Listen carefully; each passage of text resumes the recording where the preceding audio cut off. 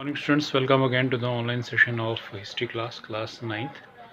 Again we are with the chapter forest society and colonialism.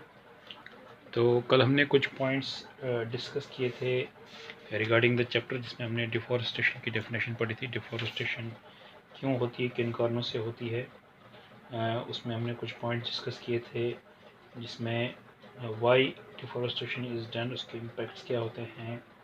और इसमें हमने पढ़ा था कमर्शियल फॉरेस्ट्री का एक पॉइंट अभी डिस्कस नहीं किया था। प्लांटेशन हमने पढ़ा था, लैंड टू बी इम्प्रूव्ड पढ़ा था। तो उसमें पहला पॉइंट जो हमारे पास है that is land to be improved. तो लैंड टू बी इम्प्रूव्ड का मतलब होता है कि ज़मीन को सुधारना।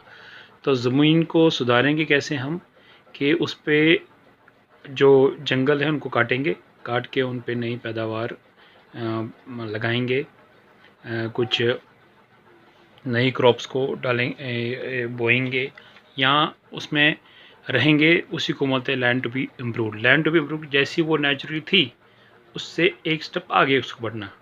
उससे एक स्टेप आगे बढ़ने का मतलब है कि उसको हम थोड़ा इम्प्रूव करेंगे, उसी को बोलते हैं लैंड टू बी इम्प्रूव्ड। अब हम थोड़ा सा पास्ट में जाएंगे। इन 1600 में क्या था, 1/6 of land of Indian land mass was under cultivation.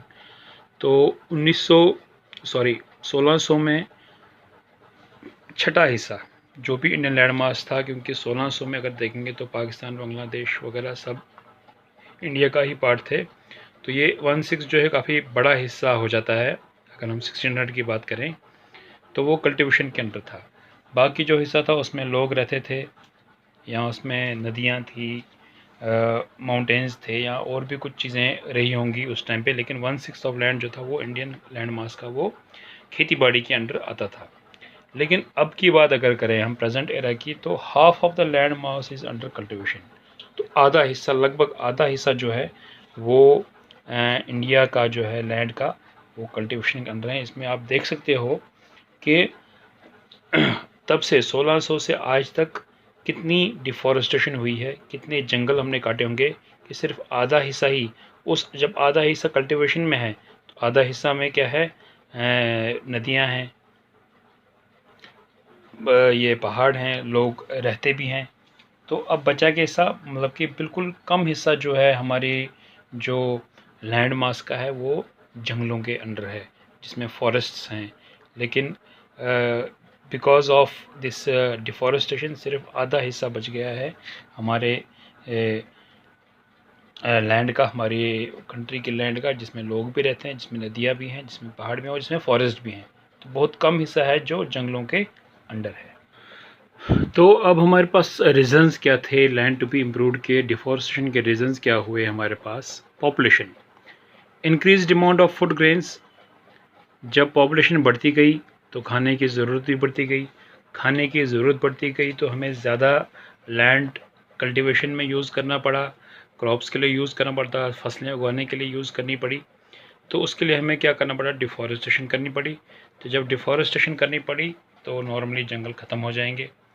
Peasants extend the boundaries of cultivation. तो पीजेंट्स थे पहले, अगर वो मान लीजिए एक एकड़ पे अपनी खेती बाड़ी करते थे, लेकिन जब उनके पास डिमांड बढ़ गई, वो भी लालच में आ गए, डिमांड बढ़ गई तो उन्हें अपनी जो खेती को वो बाउंड्रीज़ को बढ़ा दिया। उसको बढ़ाने के लिए उनको डिफॉरेस्टेशन करनी पड़ी। तो ये भी रीज़न था हमारा था कि बढ़ती हुई आबादी ने भी डिफॉरेस्टेशन में काफ़ी अपना जो है पार्ट टेक किया है, अपना हिस्सा है, उसका हिस्सा लिया है। During British rule produce of commercial crops. अब कमर्शियल क्रॉप्स वो क्रॉप्स होते हैं जिनको हम बाज़ार में बेचकर अपना मुनाफा कमा सकें, प्रॉफिट मिल सके हमें।